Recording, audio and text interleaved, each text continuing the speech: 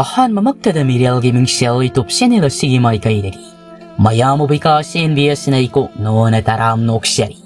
ꯃꯌꯥꯝꯒꯤ ꯃꯐꯝꯗ ꯈꯨꯗꯣꯜ ꯇꯝꯖꯅꯕꯒꯤꯗꯃꯛꯇ ꯉꯁꯤꯁꯨ ꯃꯤꯌꯥꯝꯒꯤ ꯃꯐꯝꯗ ꯁꯔꯄ꯭ꯔꯥꯏꯖ ꯑꯣꯏꯅ ꯂꯣꯛꯇꯥꯛ ꯄꯥꯠꯀꯤ ꯌꯣꯟꯕꯤ ꯉꯔꯥꯡ ꯃꯄꯨꯡ ꯐꯥꯅ ꯍꯥꯞꯄ ꯂꯣꯏꯁꯤꯟꯖꯈ꯭ꯔꯕꯗꯨꯒꯤ ꯇꯥꯡꯀꯛ ꯈꯔꯒꯤ ꯋꯥꯔꯤ ꯔꯥꯏꯇꯔ ꯑꯃꯗꯤ ꯅꯦꯔꯦꯇꯔ ꯏꯁꯥꯃꯛ ꯑꯩꯈꯣꯏꯅꯤ ꯃꯨꯟꯅ ꯇꯥꯟꯅꯖꯔꯕ ꯃꯇꯨꯡꯗ ꯃꯤꯌꯥꯝꯒꯤ ꯉꯔꯥꯡꯒꯤ ꯑꯔꯣꯏꯕ ꯄꯥꯠ ꯑꯗꯨꯒꯤ ꯀꯃꯦꯟ ꯑꯃꯗꯤ ꯔꯦꯁꯄꯣꯟꯁꯁꯤꯡ ꯑꯗꯨꯒꯤ ꯃꯇꯨꯡ ꯏꯟꯅ ꯃꯤꯌꯥꯝꯒꯤ ꯊꯃꯣꯏꯕꯨ ꯍꯦꯟꯅ ꯄꯦꯜꯍꯟꯅꯕꯒꯤꯗꯃꯛꯇ ꯉꯁꯤꯒꯤ ꯁꯔꯨꯛ ꯑꯁꯤ ꯄꯨꯖꯔꯛꯄꯅꯤ. ꯍꯧꯖꯤꯛ ꯈꯨꯗꯣꯜ ꯇꯝꯖꯔꯤ ꯂꯣꯛꯇꯥꯛ ꯄꯥꯠꯀꯤ ꯌꯣꯟꯕꯤ ꯌꯥꯃꯤꯟꯅꯔꯁꯤ. ꯅꯨꯃꯤꯗꯥꯡ ꯋꯥꯏꯔꯝꯒꯤ ꯃꯇꯝꯁꯤꯗ ꯄꯥꯔꯤ ꯃꯤꯈꯨꯕꯤ ꯍꯣꯏꯒꯤ ꯀꯣꯟꯊꯣꯡ ꯃꯌꯥ ꯑꯗꯨꯗ ꯍꯪꯒꯠ ꯍꯟꯗꯥ ꯆꯠꯇꯨꯅ ꯂꯩꯔꯤ. ꯍꯟꯗꯛ ꯃꯥꯅ ꯇꯣꯏꯅ ꯂꯥꯛꯃꯟꯕꯗꯒꯤ ꯃꯤꯈꯨꯕꯤꯒ ꯈꯔ ꯅꯛꯁꯤꯟꯅ ꯄꯨꯜꯂꯕꯅꯤ. ꯁꯤꯃꯛꯅ ꯅꯨꯡꯁꯤꯅꯕ ꯍꯥꯏꯕꯗꯨꯗꯤ ꯑꯣꯏꯗ꯭ꯔꯤ. ꯊꯣꯏꯕ ꯏꯪꯈꯣꯜ ꯁꯨꯗꯨꯅ ꯂꯩꯔꯤꯕꯅꯤ. ꯉꯁꯥꯏꯗꯒꯤ ꯅꯨꯄꯥ ꯑꯃꯅ ꯃꯈꯣꯏꯒꯤ ꯊꯣꯡꯒꯥꯜ ꯃꯌꯥ ꯑꯁꯤꯗ ꯍꯪꯒꯠ ꯍꯟꯗꯥ ꯆꯠꯂꯤꯕꯗꯨ ꯃꯍꯥꯛ ꯎꯏ. ꯐꯅ ꯀꯨꯏꯔꯕꯅꯤ ꯃꯍꯥꯛꯁꯨ ꯌꯦꯡꯒꯦ ꯍꯥꯏꯗꯅ ꯃꯑꯣꯡꯗꯨ ꯑꯁꯨꯝ ꯌꯦꯡꯕꯅꯤ. ꯊꯣꯏꯕꯅ ꯀꯔꯤꯅꯣ ꯑꯁꯤ ꯅꯨꯄꯥꯁꯤꯅ ꯉꯁꯥꯏꯗꯒꯤ ꯍꯪꯒꯠ ꯍꯟꯗꯥ ꯆꯠꯄꯤ ꯁꯥꯟꯅꯔꯤꯕꯁꯤꯕꯣ? ꯅꯠꯇꯦ ꯃꯥꯒꯤꯁꯤꯕꯨ ꯏꯆꯦ ꯌꯥꯏꯃ ꯂꯨꯝꯕ ꯂꯥꯛꯂꯤꯕ ꯖꯥꯠꯂꯣ? ꯑꯁꯨꯝꯅ ꯋꯥꯈꯜ ꯈꯜꯂꯤꯉꯩ ꯃꯆꯦꯅ ꯇꯍꯥ ꯅꯤꯄꯥꯗꯨꯒꯤ ꯃꯅꯥꯛ ꯆꯪꯁꯤꯟꯈꯤꯕꯗꯨ ꯊꯣꯏꯕ ꯎꯔꯤ. ꯃꯁꯤꯗ ꯃꯍꯥꯛ ꯍꯥꯏꯖꯩ, ꯑꯣ ꯆꯨꯝꯂꯤꯗꯅ ꯑꯩꯈꯣꯏꯁꯦ ꯌꯥꯏꯁꯤ ꯅꯨꯄꯥꯒꯁꯨ ꯀꯣꯏꯔ ꯖꯥꯠ ꯑꯣꯏꯔꯦ. ꯅꯣꯛꯄꯨ ꯅꯣꯛꯅꯤꯡꯉꯤ. ꯃꯤꯈꯨꯕꯤ ꯁꯥꯎꯔꯞꯅ ꯀꯩꯅꯣ ꯇꯥꯄꯥꯔꯤꯌꯥ, ꯅꯪꯅ ꯉꯁꯥꯏꯗꯒꯤ ꯑꯩꯈꯣꯏ ꯊꯣꯡꯒꯥꯜꯁꯤꯗ ꯍꯪꯒꯠ ꯍꯟꯗꯥ ꯆꯠꯂꯤꯕꯗꯣ? ꯑꯩ ꯌꯦꯡꯒꯦ ꯌꯥꯎꯅ ꯌꯦꯡꯕꯅꯤ. ꯅꯠꯇꯦ ꯅꯪꯒꯤꯁꯦ ꯑꯩ ꯌꯣꯜꯂꯤꯕ ꯀꯥꯏꯗꯨꯔꯣ? ꯄꯥꯔꯤꯅ ꯑꯩꯒꯤꯁꯦ ꯅꯪ ꯎꯅꯕ ꯍꯪꯒꯠ ꯍꯟꯗꯥ ꯆꯠꯂꯤꯕꯅꯤꯅꯦ. ꯑꯗꯨ ꯅꯪ ꯊꯣꯛꯇꯤ ꯊꯣꯛꯂꯛꯂꯦꯗꯅ. ꯑꯗꯨꯅ ꯂꯦꯞꯂꯒꯦ ꯆꯠꯄꯗꯣ. ꯃꯤꯈꯨꯕꯤꯅ ꯀꯩ ꯂꯩꯔꯒꯦ? ꯑꯗꯨꯒ ꯑꯩ ꯁꯤꯃꯗꯤ ꯍꯥꯏꯕꯤꯒꯦ, ꯏꯕꯥꯅꯤ ꯆꯨꯝꯅ ꯇꯤꯟꯅꯕꯅꯤꯀꯣ, ꯀꯗꯨ ꯀꯔꯟ ꯋꯥꯈꯜ ꯈꯜꯂꯛꯄ ꯌꯥꯔꯣꯏ. ꯄꯥꯔꯤꯅ ꯑꯁ ꯑꯗꯨꯗꯤ ꯌꯥꯔꯣꯏꯗ, ꯃꯤ ꯑꯩꯗꯤ ꯅꯪ ꯅꯨꯡꯁꯤꯔꯀꯥꯟꯁꯤꯗ. ꯃꯤꯈꯨꯕꯤꯅ ꯀꯩꯅꯣ ꯅꯪꯅ ꯈꯜꯂꯤꯁꯦ? ꯇꯤꯟꯅꯔꯒ ꯑꯗꯨꯃꯥꯏꯅ ꯇꯧꯔꯛꯀꯅꯨ. ꯅꯪꯅ ꯃꯔꯨꯞꯀꯨꯝ ꯆꯝꯅ ꯇꯤꯟꯅꯁꯤ ꯍꯥꯏꯕꯗꯨꯗ ꯑꯩꯗꯤ ꯅꯪꯒ ꯇꯤꯟꯅꯈꯤꯕꯅꯤ. ꯄꯥꯔꯤꯅ ꯑꯗꯨꯗꯤ ꯏꯕꯥꯅꯤ ꯉꯁꯤꯗꯒꯤ ꯇꯤꯟꯅꯔꯣꯏꯁꯤ, ꯇꯤꯟꯅꯗꯕꯤ ꯑꯣꯏꯅ ꯅꯨꯡꯁꯤꯅꯔꯁꯤ. ꯃꯤꯈꯨꯕꯤ ꯁꯥꯎꯔꯞꯅ ꯌꯥꯝ ꯍꯦꯟꯖꯤꯜꯂꯛꯀꯅꯨꯀꯣ, ꯐꯦꯅꯥꯠ ꯆꯥꯖꯅꯤ. ꯄꯥꯔꯤꯅ ꯑꯁ ꯃꯤꯈꯨꯕꯤꯌꯥ, ꯇꯜꯂꯤꯍꯦ ꯅꯪꯁꯤꯗꯤ. ꯃꯤ ꯑꯩꯗꯤ ꯑꯁꯦꯡꯕꯒꯤ ꯅꯪ ꯅꯨꯡꯁꯤꯔꯒ ꯑꯗꯨꯃꯥꯏꯅ ꯍꯥꯏꯅꯨꯗ. ꯃꯤꯈꯨꯕꯤꯅ ꯇꯥꯄꯥꯔꯤꯌꯥ, ꯅꯪ ꯄ꯭ꯔꯕ ꯆꯠꯈ꯭ꯔꯣ, ꯅꯁꯛꯇꯨ ꯌꯥꯝ ꯌꯦꯡꯗꯦ. ꯄꯥꯔꯤ ꯅꯣꯛꯐꯦꯠ ꯇꯧꯅ ꯁꯧꯁꯤꯟꯅꯔꯒ ꯅꯪꯁꯨ ꯑꯩ ꯄꯥꯝꯂꯤꯗꯣ ꯈꯪꯖꯔꯤ ꯏꯕꯦꯝꯃ. ꯃꯤꯈꯨꯕꯤ ꯈꯪꯂꯥꯎ ꯂꯥꯎꯏ. ꯍꯩ ꯃꯩꯇꯦꯛꯄ, ꯅꯪ ꯁꯤꯒꯦꯔꯥ? ꯄꯥꯔꯤꯅ ꯐꯥꯒꯤ ꯅꯠꯇꯤꯌꯦ, ꯅꯪ ꯑꯩꯒ ꯅꯨꯡꯁꯤꯅꯔꯗꯧꯅꯤ. ꯑꯗꯨꯒ ꯃꯊꯪ ꯆꯍꯤꯗꯅꯅꯦ ꯀꯣꯀꯤꯂꯥꯕꯣꯟꯗ ꯅꯌꯨꯝ ꯍꯣꯡꯂꯗꯧꯅꯤ. ꯃꯤꯈꯨꯕꯤ ꯄꯥꯔꯤꯒꯤ ꯂꯦꯡꯖꯨꯝꯗꯨꯗ ꯈꯨꯄꯥꯛꯅ ꯁꯦꯠ ꯊꯥꯗꯨꯅ ꯏꯀꯥꯏ ꯈꯪꯗꯕ ꯅꯪ ꯉꯁꯤ ꯑꯩꯒꯤ ꯈꯨꯠꯇ ꯁꯤꯕ ꯁꯣꯏꯔꯣꯏ. ꯄ꯭ꯔꯞ ꯍꯟꯈ꯭ꯔꯣ ꯆꯠꯂꯣ, ꯅꯁꯛꯇꯨ ꯌꯦꯡꯅꯤꯡꯗꯦ ꯍꯥꯏꯕꯅꯦ. ꯄꯥꯔꯤꯅ ꯑꯌꯨꯃ ꯅꯥꯏꯅꯦ, ꯅꯋꯥꯗ ꯑꯗꯨꯃꯥꯏꯅ ꯐꯨꯕ ꯐꯠꯇꯦꯅꯦ ꯅꯪꯕꯣ. ꯊꯣꯏꯕ ꯁꯪꯕꯟꯗꯨꯗꯒꯤ ꯑꯅꯤꯗꯨꯅ ꯇꯧꯅꯔꯤꯕ ꯏꯔꯥꯡꯗꯨ ꯌꯦꯡꯂꯝꯕꯅꯤ. ꯃꯤꯠ ꯅꯥꯔꯛꯂꯗꯨꯅ ꯍꯥꯏꯔꯛꯏ, ꯌꯥꯔꯦ, ꯏꯄꯛꯇꯤ ꯄꯛꯇꯅ ꯇꯧꯔꯤꯕ ꯅꯇꯧꯁꯤꯡꯗꯨ ꯑꯌꯦꯡꯕ ꯑꯩꯈꯣꯏ ꯃꯤꯠ ꯅꯥꯔꯦ. ꯁꯦ ꯌꯥꯏ, ꯅꯪꯁꯨ ꯅꯊꯃꯣꯏꯗ ꯌꯥꯅꯤꯡꯗ ꯁꯥꯔꯤꯕꯗꯣ ꯑꯩ ꯂꯣꯏ ꯈꯪꯉꯤ. ꯇꯨꯡꯗꯅꯦ ꯏꯕꯥꯏ ꯑꯣꯏꯅꯤ ꯑꯣꯏꯔꯣꯏ ꯈꯪꯗꯕꯁꯤꯅ ꯍꯥꯏꯔꯤꯁꯦ ꯀꯣꯛ ꯌꯥꯈ꯭ꯔꯣ. ꯑꯅꯤꯗꯨ ꯏꯈꯪ ꯈꯪꯅꯩ. ꯃꯤꯠꯈꯨꯕꯤꯅ ꯀꯩꯅꯣ ꯊꯣꯏꯕ, ꯅꯊꯧ ꯇꯧꯔꯨꯕ ꯌꯥꯗ꯭ꯔꯣ? ꯉꯥꯎꯁꯤꯟꯅꯩꯗꯨ ꯀꯩꯒꯤꯅꯣ? ꯄꯥꯔꯤ ꯏꯀꯥꯏꯅ ꯃꯃꯥꯏꯗꯨ ꯍꯨꯠ ꯂꯩꯗꯨꯅ ꯈꯥꯡꯉꯤ. ꯊꯣꯏꯕ ꯅꯣꯛꯂꯒ ꯑꯣ ꯌꯦꯡꯂꯨꯕ ꯑꯩꯅ ꯂꯥꯟꯕꯅꯤ, ꯂꯝꯕꯤꯗ ꯏꯔꯥꯡ ꯇꯧꯕ ꯅꯣꯏꯅ ꯁꯣꯏꯕ. ꯃꯤꯈꯨꯕꯤ ꯁꯥꯎꯔꯞꯅ ꯃꯁꯤ ꯑꯉꯥꯡꯁꯤ, ꯅꯪ ꯆꯠꯂꯣ, ꯅꯊꯧ ꯇꯧꯔꯁꯨ ꯆꯠꯂꯣ. ꯄꯥꯔꯤꯅ ꯃꯤꯈꯨꯕꯤꯌꯥ, ꯅꯪ ꯑꯩꯅ ꯍꯥꯏꯗꯣ ꯌꯥꯔꯣꯀꯣ, ꯑꯩ ꯆꯠꯂꯒꯦ. ꯁ꯭ꯋꯥꯏꯗ ꯀꯨꯏꯅ ꯂꯩꯔꯗꯤ ꯑꯩ ꯃꯥꯏ ꯃꯤꯠꯀꯥꯁꯦ ꯇꯨꯝꯁꯤꯟꯈꯤꯕ ꯇꯥꯔꯦ. ꯑꯩ ꯆꯠꯂꯦꯀꯣ, ꯅꯪ ꯌꯥꯔꯣꯀꯣ? ꯆꯠꯂꯦ. ꯊꯣꯏꯕ ꯅꯣꯛꯂꯒ ꯏꯕꯥꯏ ꯑꯣꯏꯗꯧꯕꯁꯦ ꯃꯃꯥꯏꯗꯤ ꯁꯣꯟꯕꯖꯥꯠꯅꯤꯀꯣ. ꯃꯤꯈꯨꯕꯤ ꯁꯪꯕꯟ ꯃꯌꯥ ꯑꯗꯨꯗ ꯆꯪꯁꯤꯜꯂꯛꯇꯨꯅ ꯊꯣꯏꯕꯒꯤ ꯂꯋꯥꯏꯗꯨꯗ ꯙꯨꯞ ꯂꯥꯎꯅ ꯁꯨꯊꯗꯨꯅ ꯇꯟꯖꯥ ꯃꯦꯟꯖꯥ ꯌꯥꯝꯅ ꯆꯥꯗꯤꯌꯦ, ꯃꯤꯅ ꯉꯥꯏꯍꯥꯛ ꯑꯣꯏꯅꯕꯁꯤꯗ. ꯁꯤ ꯍꯥꯏꯔ ꯃꯤꯠꯈꯨꯕꯤ ꯐꯦꯠ ꯇꯧꯔꯝꯂꯒ ꯌꯨꯝꯂꯣꯝꯗ ꯆꯪꯈꯤ. ꯊꯣꯏꯕ ꯃꯕꯨꯛ ꯄꯥꯏꯗꯨꯅ ꯅꯣꯛꯂꯒ ꯂꯩꯍꯧꯏ. ꯁꯣꯝꯗꯅ ꯑꯃꯥꯏꯕꯗꯨꯅ ꯂꯩꯅꯥꯕꯨ ꯌꯦꯡꯂꯕ ꯃꯇꯨꯡꯗ ꯅꯣꯛꯃꯤ ꯍꯥꯏꯔꯛꯏ, ꯀꯔꯤꯁꯨ ꯇꯧꯕ ꯅꯠꯇꯦꯗ, ꯃꯤ ꯍꯦꯜꯂꯝꯗꯥꯏꯒꯤꯅꯤ ꯏꯕꯨꯡꯉꯣ. ꯁꯤꯗꯒꯤꯗꯤ ꯁꯥ ꯉꯥ ꯍꯥꯠꯄ ꯇꯨꯞꯄ ꯌꯥꯗ꯭ꯔꯦꯀꯣ. ꯉꯥꯟꯕ ꯅꯣꯛꯐꯦꯠ ꯇꯧꯅ ꯂꯩꯅꯥꯗ ꯌꯦꯡꯉꯤ. Laina khangsinade mamaido laithokduna nokningba khangli. Henthoi madi harauna pidring songduna. Aya, yamna harawe. Ai sinini mengthon phangdoraba. Oima, haraubana sidoire haiba. Amaibaduna. Adudi aishu amuk yaunanaba tauragene ibema. Se, ibema siko, seksinna senabiyu. Ma masase khara soli. Ngan basiya lokthokduna maibaduda akat chen katli. Mama, awaman si paibiko. Amaibaduna seldo loksilaga. Phare. Ai amuk yaureko. Amaibadu kadudagi thokri. Thongjinda sangbadi ngamda. Wari taramba sana hanbi. Amaibadu thoglakpada wa hanglai.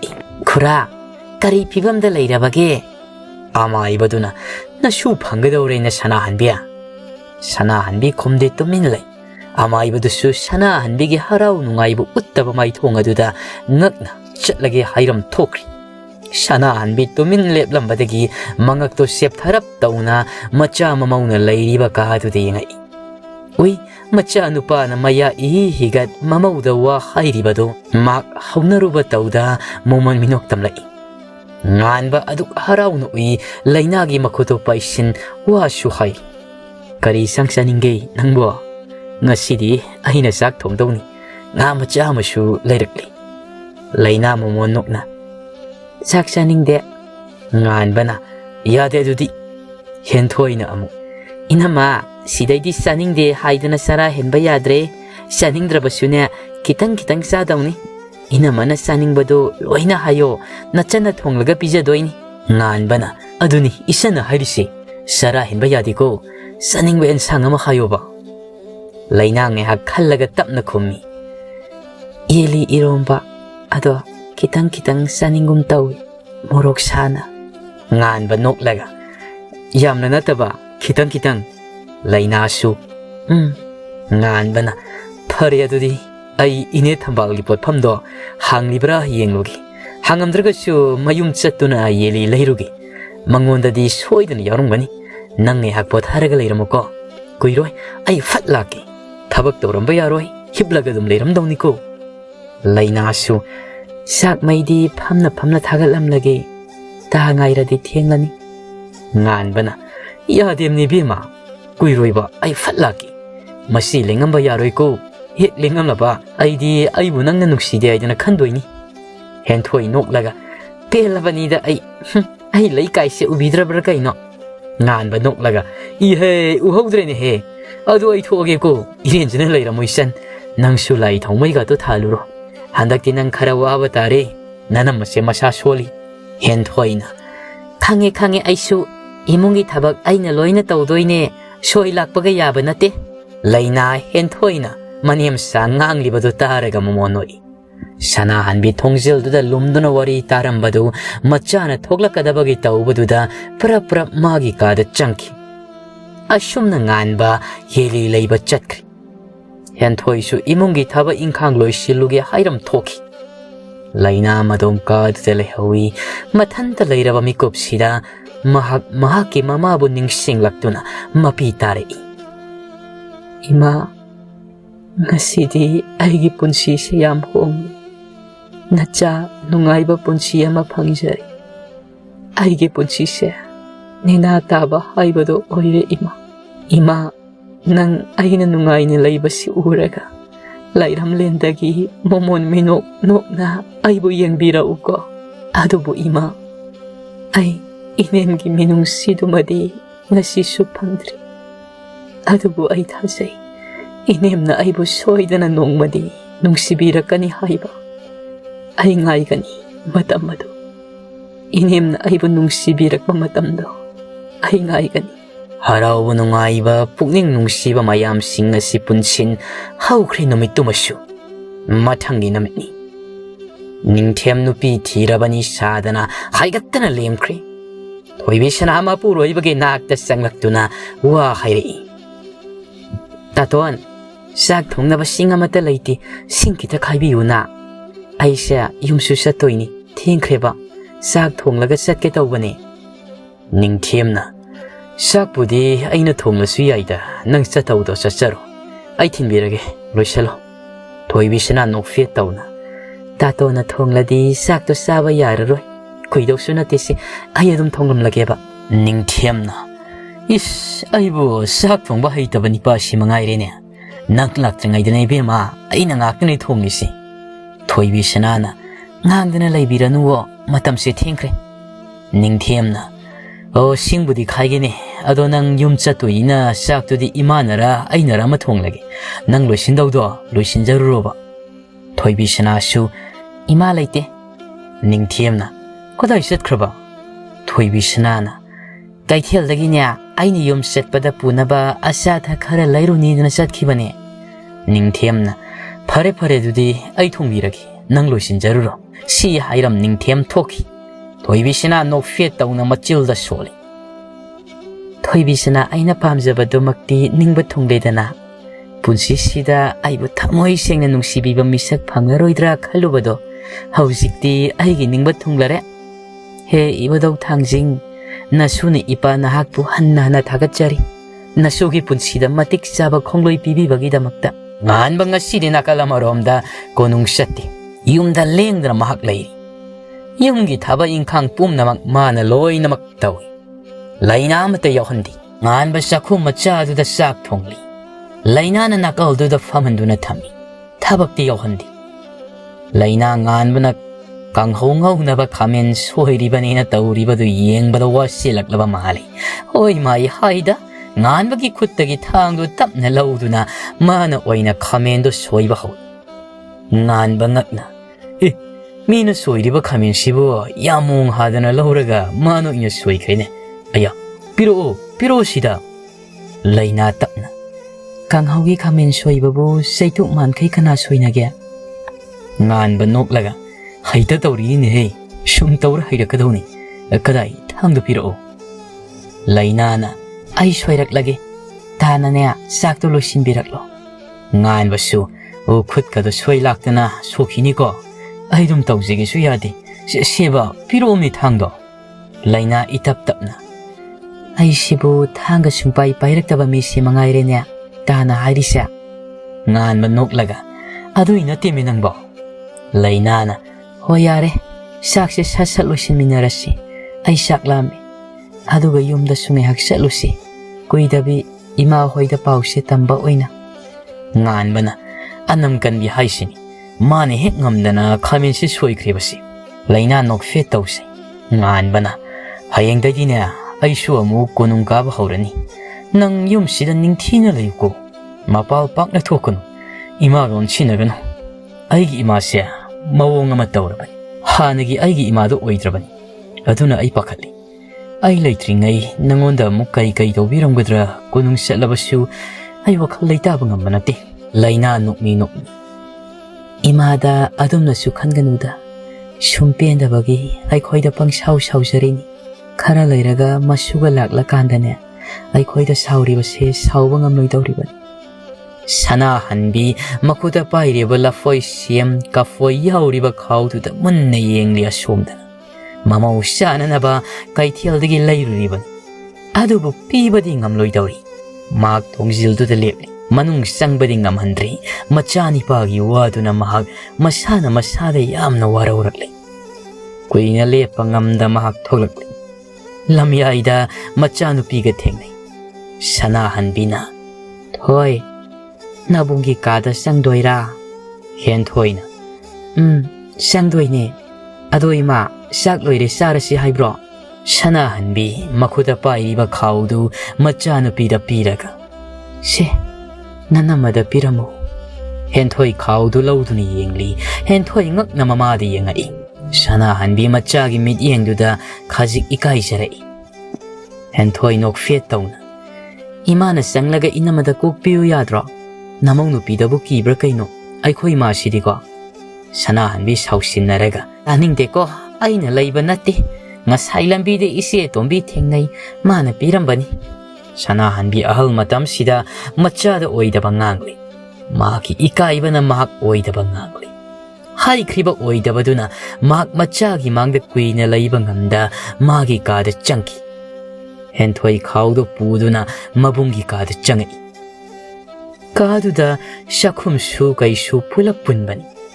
Henthoi sak thongduna leiriba mabung manamagi manak sangsin manamada khawdo piduna hairi si nama laina nok fetona kaino sibo Henthoina imada ima tombina pirakpa oiramale inama sanaba laina khawdo tapna loksinuna yengi laina na aya lapoi sem kaino yamna yawi sidi ta yengera nganbana yenge laina khawdo thangsinduna nganbada yenghali nganba wakhalda pausi ningthim hoitaraba salani adugi oisala ima tombina haira piraklibase laina nok fetona kapoise saning na lairambani fana dum tan chari horen sak toklaga thumorok tawraga phachina satharagi Henthoina tasawa kainjang thonglage anbana kangau khakta ngaureda morok metpamaga Henthoina aikhoige kangsoi thonge ayen sang khara pirake mahi yaudrabadi ina machaba nungayaroi laina tapna Henthoi shumaina ensang lana doi saruk punna chaminabana pharoidro nangna imabu khara themu mi mari khak laiba yum sida khaibum tawbasi migi mangda yam phajadi Henthoina inama aishu hairibani ima si masing pati adunani ado inama karisu nungaitaba khanganuko imana saudana kayam kuina saudoino khara lairaga adum pharaktawni nganbana amuk ibema wakhal nungaina laidonida adumba nungaitaba wakhal khangan nongmadi imungse punselakini adugidi nangwarunuko adui saruk saksu loiri yum satkani su haibani nane saksi sathoknaba tawrasi Henthoina adudi ta chaw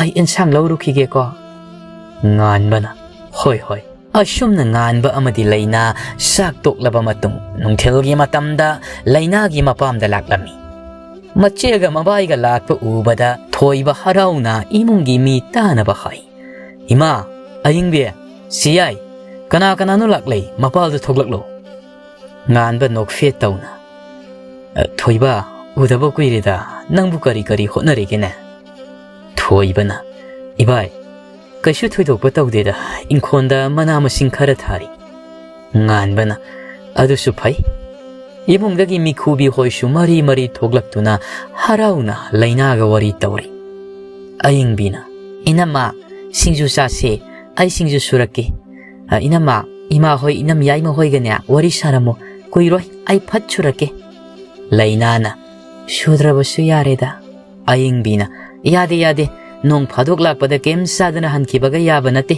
kuiroiba Henbina ngangdana lairano koksalu ayingbisu singju suba changkri Henbi hausikan mamau lakpadagi mak phachana honglabani ayingbisi aranba yade achumba chakpi nupi yamani makna mane masigi fatta sajat lichat pumba kihan khanganduna loinamak semtokhibani Shimakna mahakna manemu thawairi haibanati kina hangoina chacharibe mahaksu mane masibu Henbi tapna thoibia nangbu nanemduna luna tawbibranya mani isabu haujik phawba sauribro laina nok fetawna aibu luna tawbiye ima saudreda wahaiduda nganba lainada haifet yengi wadi nganglakti mikhubi noklaga isi asuk phabima phanglaga kaigi luna tawrudoino natrani itaya nganba noi khombadi khomlakti laina su nok fetaw khudak tuda hakthi su ahumlak khalai mana tondo ifun chalai matau tuda Henbi na hai thoibia nang lok tawgadawrine nomang khadu phulaga higayayu thuna hankinaba manindo madu phiyamane khumjallaga lawrasu yabani laina nok fetawna nongmang khamanam taba yadreda haujikti Henbi ngakna karigino adudia nati nangbu laisari ngaidadi lok khajik tawrakpada nongmang khamana phutlaga mahi ka to yamna thaktaine haujikna kaidawraba laina su nok fetawna haujikti madu yadre tha manga taruk hairakri phawba akha raksaba yadre wai du da mitkhubi Henbi thoiba ngakni yengai moina ngakni yenglibadu uraga laina mahak thalebli haibadu tabli haiduna khangali Wadu tabada imungi misingdudi harauna loikri. Asumna wari watay ngihak tauraba matungda makoy siyumda amuk halakli. Lepte matamadi asum saki. Matamana lepalay na chaliba makay. Layna magi pibamsu asum masum honglakli. Tataruk mapung pari. Layna masyado son bagi sipit na. Maragsida ngan ba magi nupi sibo seksin na senazay. Konong daging ngan na adumak mayumda halakli. Sanahan mi masu machama maubukaw bangamdi. Mana tawkriba ngangkriba mayamdo na mag kaw bangamdaban. Numisima di ngan ba tiyang na faw mayumda hanjilakti. Layna soli sak thongba loira duna famungdo de hipli. Sum hiblamba dagi mag tumthakri. Ngan ba sumayumda tiyang labakanda hanjilaklam. Mana halakpada layna tumlaga layrambaduda sakumduda sangduna sak sarabra yengi. Saramdabaduda ngan ba laynagi nakta amuk laktuna tumlibi laynabu khawdorai. Bema, tabro, se tabro, hawalaklo, sakse sarasi, tabro. Layna kauribadu tay adubu tumning manbagi mayay na mahak kumlakti. Tum hanjin ngihak kauraba matungdagidi asumna tapna kumlaklay layna. Ta ay sagsaningdri, ta sa thuklo ay tumlagi. Ngan ba na? Ibema, sarahin ba yaro ye? Si hawalo, saningdra ba sunya karasasi. Ay sakpura kesi, hawala mo ko. Ngan ba sa kumduda lakto na sagluk ama siyam do na puraklaga famung duda amuk famtay. Hay ma, hawalam din niya. Si hawalo minang ba? Ay sakpurak laban ko. Si karasasi ba? Nang nalayra uhay ba do? Ay nalayrak laban ni. Si hawalo si. Ingatan na hawalak to na mamit pagli pang bang ngamboy ngamdaboy taw na fami. Mataw do da ngan ba nokfye tawi. Makuto ham do na ngan ba sa karakot hado na tuli hayraga layna de ilay. Layna su sakto tap na sa sili. Sakto sahay na su hayri. Taso saro ay kut na saragi. Ngan ba na saradong nang hana sabaloyo. Nakuto ingani. Ising soypado ay dum ilaklagisi. Yani ye taso saklamamani ay kut na dum saragi. Ngan ba na lamdi ye nang hana dum saro ba? Laynana. Ado kay gino nasi tenglakli diya. Ngan ba na konong da tawdok thokpa ining tawpi barel ge maza ibi ama langlen ginya sanagi likpang paring huran kibagi konong da irang tui ada tingkriba nini. Laynana. Likpang dudi panglabro. Kanana huralam lino. Ngan ba na nainu biya mana huralam mani. Layna sakto kara saraga. Yare puktali. Ngan ba na yam sadriye kara sakiseba. Laynana. Yare ba ay puksipik thali ta amuk saro. Ngan ba su hoy. Ngan mamakut masa hamdok laga mana kay thiel dige layrak pat sahaw kabok adu layna da pirai. Si nang nasaningi haibaduni. Layna tapna. Haurani hay tangkaya masagi hausik. Ngan manok laga tangkay na trasu loy na sawo haying su amuk ay na layrak kaniyi. Layna nok fietaw na. Ado ta saksaro ay tumningli. Ngan ba na tumodudi. Laynana. Ta saksaba sangbikigi. Koli kasi pinkidoy. Ngan ba na kondi niya ay na pengdoy. Saksaba ngay ba dudi ngayro? Ay saklauro kige? Si hayda na ngan ba magi saksaruk to lauro do na famanga do da say. Laynana famung matak ado da famlaga kabok to chana sana. Ngan ba saksaba ngay? Ngan ba nokfit chak to sari? Loy hanning de mikup asi. Pamuhi fajin do na tamningi mikup asi. Adugo yadi fajin ba? Yadi satki. Matam kawi mahakti nungsi ba tawdo kaya pudo na. Hauki, loyki, ꯄꯨꯟꯁꯤ ꯃꯥꯁꯨ ꯑꯋꯥꯕꯇꯅ ꯃꯁꯔꯨꯛ ꯑꯣꯏꯔꯛꯄꯤ ꯂꯩꯅꯥ ꯉꯁꯤꯗꯤ ꯃꯄꯨꯔꯣꯏꯕ ꯃꯍꯥꯛꯀꯤ ꯃꯤꯅꯨꯡꯁꯤ ꯃꯈꯥꯗ ꯅꯨꯡꯉꯥꯏꯕ ꯄꯨꯟꯁꯤ ꯍꯥꯏꯕꯗꯨ ꯑꯣꯏꯕ ꯐꯪꯖꯔꯤ꯫ ꯃꯃꯥ ꯃꯄꯥ ꯅꯧꯅ ꯀꯥꯏꯅꯈꯤꯕꯗꯒꯤ ꯅꯧꯊꯤ ꯁꯥꯐꯝ ꯂꯩꯇ ꯀꯦꯖꯕ ꯐꯪꯖꯔꯛꯇ꯭ꯔꯕꯤ ꯂꯩꯅꯥꯅꯤ꯫ ꯑꯗꯨꯕꯨ ꯉꯁꯤꯗꯤ ꯃꯄꯨꯔꯣꯏꯕꯁꯤꯗ ꯀꯦꯖꯗꯨꯅ ꯃꯍꯥꯛ ꯍꯤꯡꯕ ꯐꯪꯖꯔꯦꯗꯣ꯫ ꯃꯇꯥꯡ ꯑꯁꯤꯗ ꯇꯥꯡꯀꯛ ꯑꯁꯤ ꯂꯣꯏꯁꯤꯟꯖꯔꯤ꯫ ꯑꯔꯣꯏꯕ ꯑꯣꯏꯅ ꯕꯤꯀꯥꯁ ꯑꯦꯟ ꯕꯤ ꯑꯦꯁꯅ ꯈꯨꯔꯨꯝꯖꯔꯤ꯫